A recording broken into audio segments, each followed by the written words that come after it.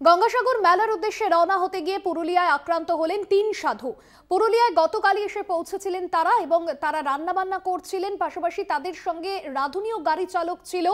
এবং স্থানীয় বাসিন্দারা তারা গুজব রটিয়েছেন, অর্থাৎ গুজব উঠেছিল যে নাবালিকাদের অপহরণ করেছিল এই ৩ সাধু। আর বিজেপির এক্স হ্যান্ডেলে পোস্ট করা সেই ভিডিও আপনাদের সামনে তুলে ধরছি, যেখানে দেখা যাচ্ছে যে এই গুজব রটতেই রীতিমতো স্থানীয় বাসিন্দারা এবং বেশ কয়েকজন মারধর করতে থাকেন তাদের। গঙ্গাসাগর আসার পথে আক্রান্ত ৩ সাধু, যে ছবি আপনারা দেখছেন, রীতিমতো তাদেরকে বেধড়ক মারধর করা হচ্ছে। এখনো পর্যন্ত এই ঘটনায় 12 জনকে গ্রেফতার করা হয়েছে। পুরুলিয়ার সুপার তিনি কি জানিয়েছেন, পুলিশ সুপার, আপনাদের শোনাবো। কাশীপুরে একটা ইনসিডেন্ট হয়েছে। কাশীপুর থেকে যে ছাত্রা যাওয়ার রোডে গৌরাঙ্গি বলে একটা জায়গার কাছে একটা জায়গায় একটা গাড়িতে করে 3 জন সাধু এবং অন্যান্য আরও তার মধ্যে যাত্রী ছিলেন, তারা আসছিলেন। সে সময় লোকাল 3 জন মাইনর লেডি, তারা লোকাল কালী মন্দিরে পুজো দিতে যাচ্ছিল বলে আমরা খবর পাই।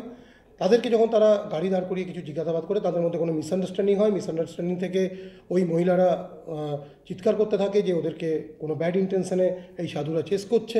তখন লোকাল লোক ওখানে জুটে যায়, তাদেরকে গৌরাঙ্গি যে দুর্গা মন্দির সংলগ্ন এরিয়ায় নিয়ে গিয়ে গাড়িটাকে ভ্যান্ডালাইজ করা হয় এবং সাধুদেরকে ম্যানহ্যান্ডেল করে। আমরা এই ঘটনাতে একটা কেস স্টার্ট করি, স্পেসিফিক কেস স্টার্ট করে আমরা 12 জনকে এখনও পর্যন্ত অ্যারেস্ট করেছি। সাধুদের যে আমরা সাধুদেরকে এভাকুয়েট করে, যখনই পুলিশ খবর পায় ইমিডিয়েটলি পুলিশ সেখানে রাশ করে এবং এভাকুয়েট করে সাধুদেরকে থানাতে নিয়ে আসা হয়। তাদেরকে অল পসিবল যে অ্যাসিস্ট্যান্স সেটা রেন্ডার করা হয়। তাদের যে গাড়িটা ভ্যান্ডালাইজ হয়েছিল, কাঁচ ফাঁচ ভেঙে গেছিলো, লাইট ফাইট ভেঙে গেছিলো, সেগুলো লোকাল পিএস সেগুলোকে রিপেয়ারিংয়ের অ্যারেঞ্জমেন্ট করে, ব্যবস্থা করে। After that after following all the legal formalities আমরা সাধুরা তাদের জার্নির উদ্দেশ্যে, তাদের যে ডেস্টিনেশন সেই উদ্দেশ্যে রওনা দেয়।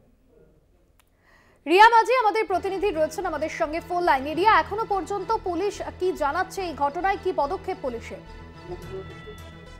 দেখো, তোমাকে জানিয়ে রাখবো যে পুরুলিয়ায় যে ঘটনা ঘটেছে, সাধুদের মারার অভিযোগ সামনে এসেছে এবং সেই জায়গা থেকে দাঁড়িয়ে পুরুলিয়া ডিস্ট্রিক্ট পুলিশের তরফ থেকে একটি বিবৃতি দেওয়া হয়েছে। এবং কিছুক্ষণ আগেও আমরা যে ছবি দেখালাম আমাদের দর্শকদের, যে পুলিশ সুপার তিনি নিজে একটা ব্রিফ করলো এবং লিখিতভাবেও কিন্তু আরেকটি বিবৃতি দেওয়া হয়েছে, যেখানে একদম স্পষ্টত লেখা হয়েছে যে ঠিক ঘটনাটি কি ঘটছিল।